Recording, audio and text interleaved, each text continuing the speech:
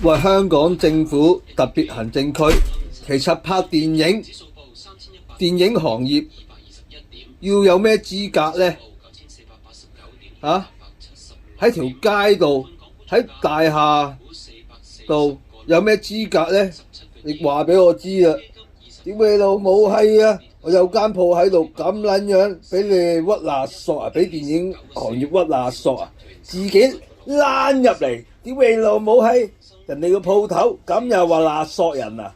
屌你老母閪啊！你解釋下香港政府同埋法官，屌你老母啊！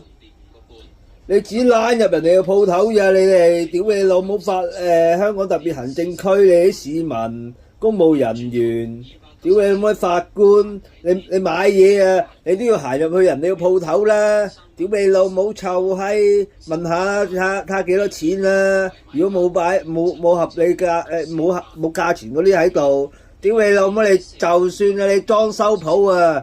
你都要人哋報價俾你啦，柒頭！屌你老母閪，裝修你間屋或者維修去茶餐廳維修都要報個價俾你啊，柒頭！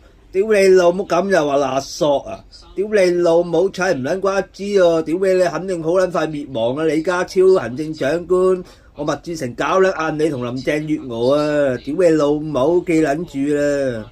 屌你老母美國係黑社會啊！屌你老母電影行業，屌你老母係美國新義安嘛，美國國家黑社會嘛，屌你老母嚇鬼啊喺度，屌你老母李家超，你喺屌你老母你所謂嘅指責問米啊，你新義安嘛，李家超行政長官編號123嘛，扮痴扮傻啊，屌你老母！